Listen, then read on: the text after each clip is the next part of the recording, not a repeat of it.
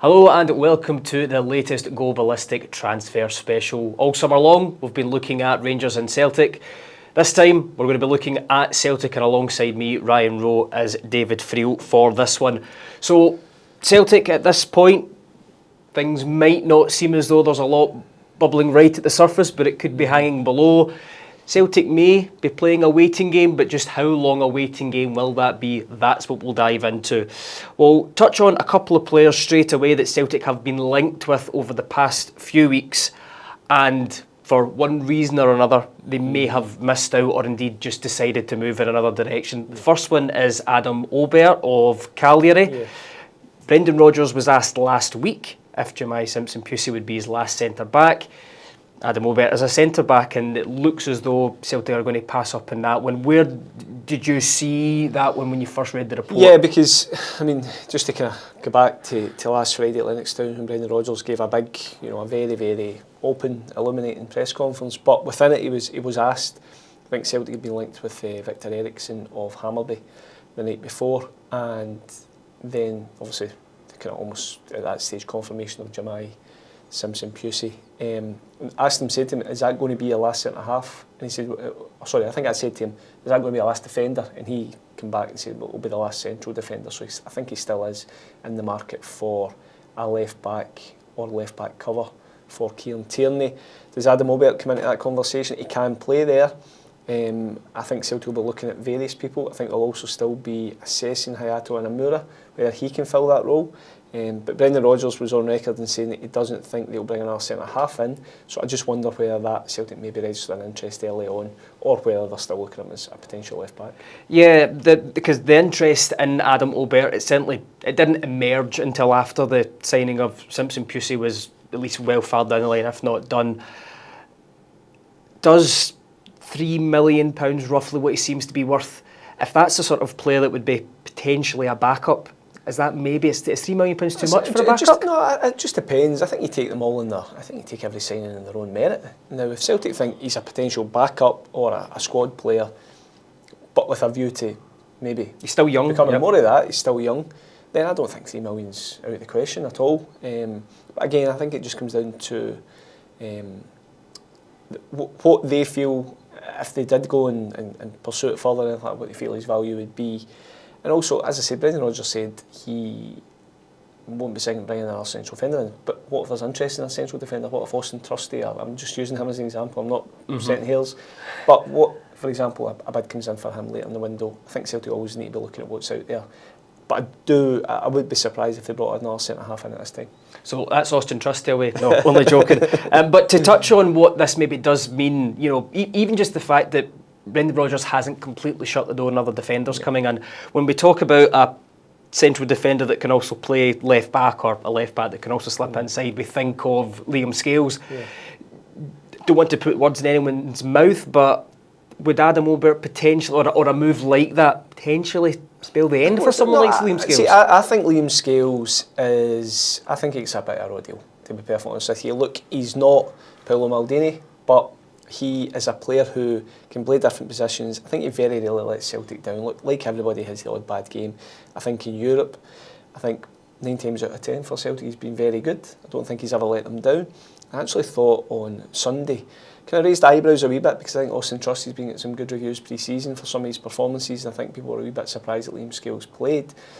But before the game I just wondered whether, because St Mirren have such physical presence up front, whether Liam Scales would be best equipped to match that. And I think the performance he put in showed that. I thought he was absolutely excellent. He then had to shift out to left back, did fine there as well. It's obviously not his natural position. I think people are always looking to, some Celtic fans always are looking to replace a guy like Liam Scales. To me, he's a good squad player. He's a guy you can hang your hat on. I think he's very, very low maintenance for Brendan Rodgers. I would be amazed if Celtic let Liam Scales go. It's funny, a lot of the things you've said there, they probably ring true with Greg Taylor, who has just left.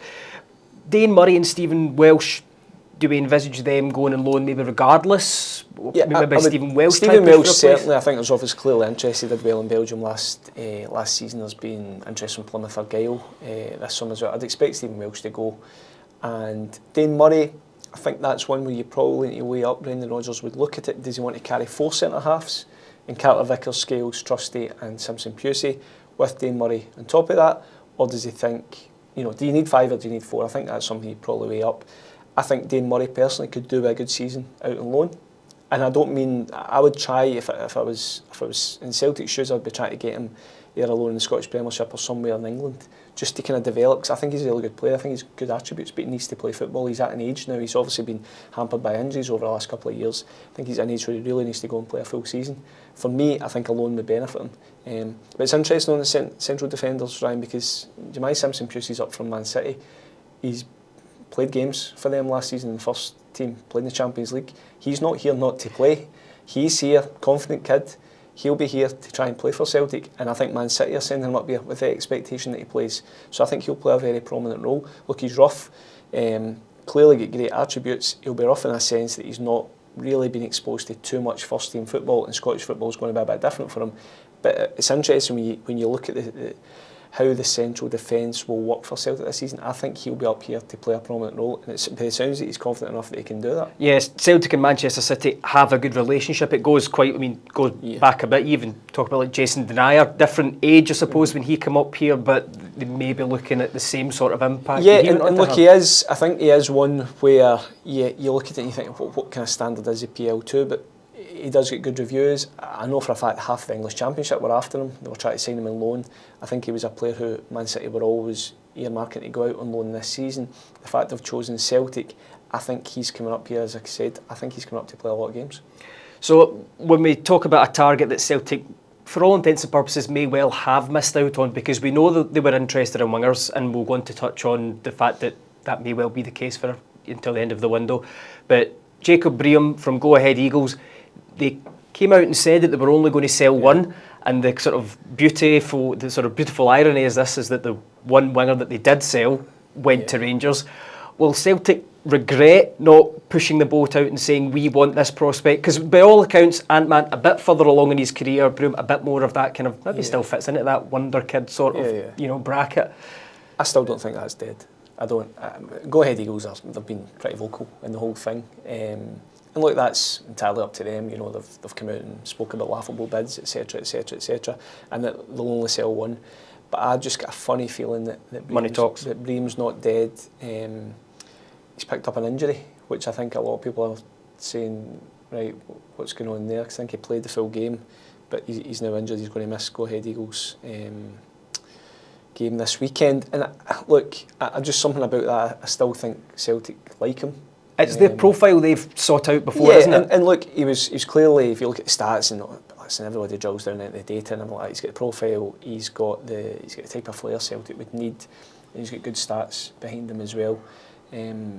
I've just got a funny feeling that one has still got a bit of mileage in it, and I wonder if money does talk, and if a certain bid comes where Go Ahead Eagles would be so stubborn as they said they would. Yeah, and I suppose it is funny, just simply because if Oliver Ant-Man, and let's go Ant-Man because I can't go over saying Ant-Man for the rest of the season, especially when I've got Spider-Man outside.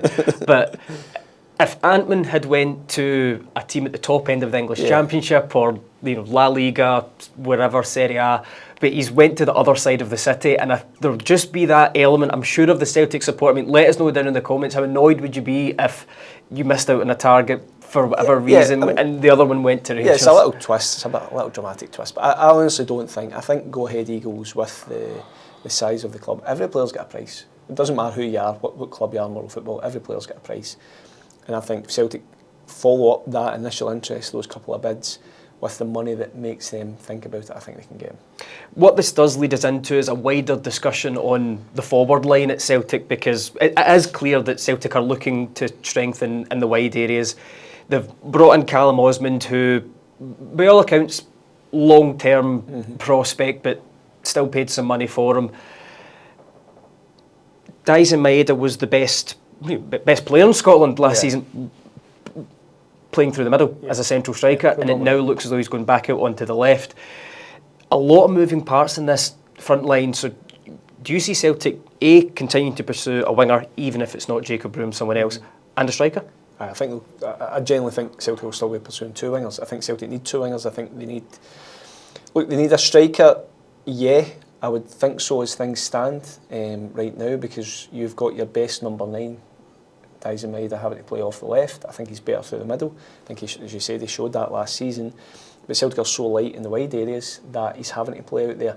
Now, when you've got Adam Ida, Shin Yamada, Johnny Kenny who come on against St Mirren and Callum Osmond you talk about, I suppose the number 9, that Kyogo replacement Brendan Rodgers keeps talking about, maybe isn't top of the priority list. I think clearly they would want to bring one in, and that might mean 2 of the younger ones go out on loan. That would be Kenny and Osmond, obviously. But I think the wingers that's the urgent area of the team that needs work. Listen, you just need to, as Brendan Rodgers says, you just need to look at the arithmetic, you look at the numbers. It's a numbers game. Celtic are down in wingers. Jota's injured, Kuhn's gone. They need 2 wingers. And the fans want them as quickly as possible. I dare say the manager does. But, as you say, how long do you wait? Yeah, we'll touch on Jota because just before we came in here on air, we actually spoke about, Jota came in at the same time as that sort of Kyogo money, but by all accounts was starting to get back up to speed, very little football, probably no... The goal he scored at Fir Park against Motherwell, when he kind of came back and had that emotional moment. But he hasn't really been able to hit the heights yet because of this injury. But it's weird because whoever Celtic bring in 6 months' time, they might be saying, you have to fight for your place. And I do wonder whether one of the wingers might end up being a loan. You might get a permanent winger in and you might get a loan in because Jota's there. Look, I really feel sorry for Jota because he was coming back. It was a big money signing. Kind of gets forgotten the amount of money, 9-10 million at the time. As you said, he started to kind of, recapture a bit of his best forms. Obviously, I hadn't played a lot of football and then that horrendous injury, but he's going to be out for a long time, so Celtic just need to look at what's out there to replace him. I think in an ideal world, Celtic would still sign 2 permanent wingers. I just wonder if it becomes 1 loan and 1 permanent. Yeah, that's closer you get to the Clement Bischhoff, who has been linked over the past sort of 24 hours or so. Brighton didn't succeed with a bid in the region of 7 million, so that could potentially be your loan player, someone of that profile. I would imagine him. Bischoff is a kind of, again, interesting profile, a bit younger than the other ones, but by all accounts very, very talented. Danish friend doesn't think there's been any direct contact. That's not to say Celtic don't like him, but I think you can say that about pretty much every winger in Europe and maybe beyond. I think Celtic are obviously scouting things just now, still looking. I was really interested in the kind of scouting mission to Hammarby and Charleroi, because Celtic did look, I think they were at both games, both legs of that game, and I just wonder whether, obviously Victor Eriksson was one that had been kind of spoken about, again the next kind of big defender coming out of Sweden, but there was a fair bit of attacking talent on both sides as well, which I think shows that Celtic are looking at teams around Scandinavia, Belgium still, looking to see what's out there. And as I said, there might be top targets in mind. They might just be hedging their bets just now to see what happens later on in the window. But there's still clearly a lot of work going on there. But as things stand, they're not able to push a button on anything.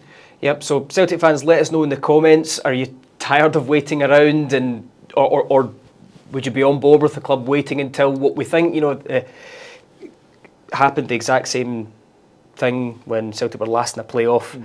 That a lot will revolve around that game, even if it's not the case at Lennoxtown and Celtic Park. Certainly the narrative amongst a lot of the fans is that there's a waiting game to be played until the playoff game.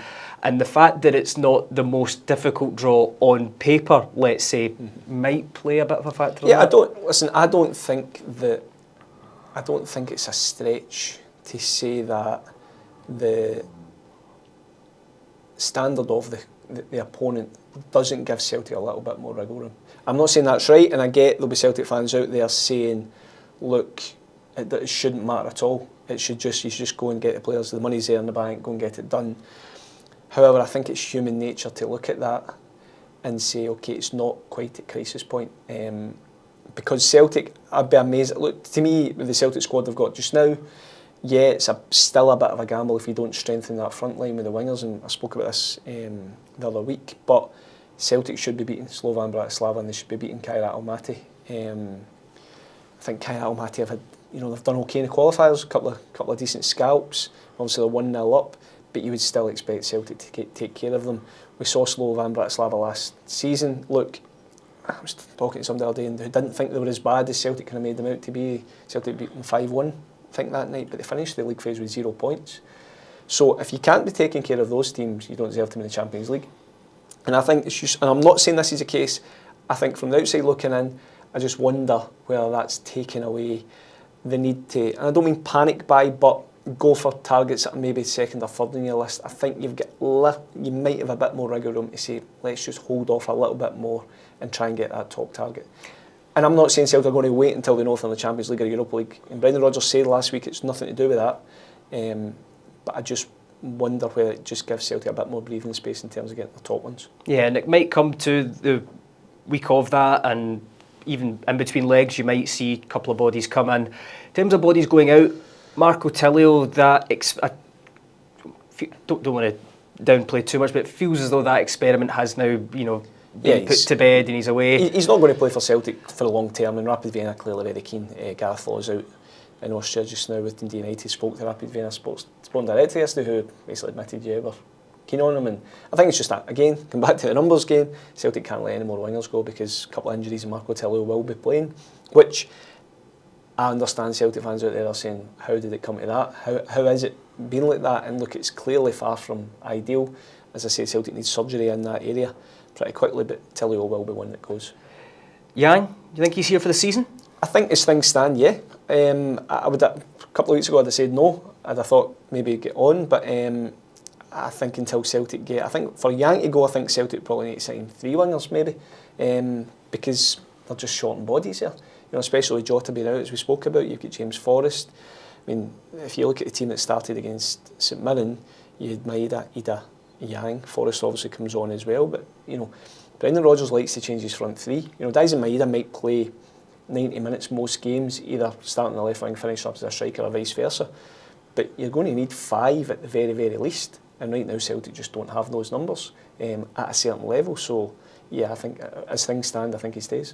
So there you have it, guys. It's a numbers game, it's a waiting game, it's just a question of how many. So stay tuned, we'll have the Go Ballistic with Chris Boyd back on Monday, nice and sharp, and we'll also have a Rangers transfer special next week on Tuesday. In the meantime, let us know how you feel about the transfer window so far in the comments, and scottishsun.co.uk/sport for all the latest news.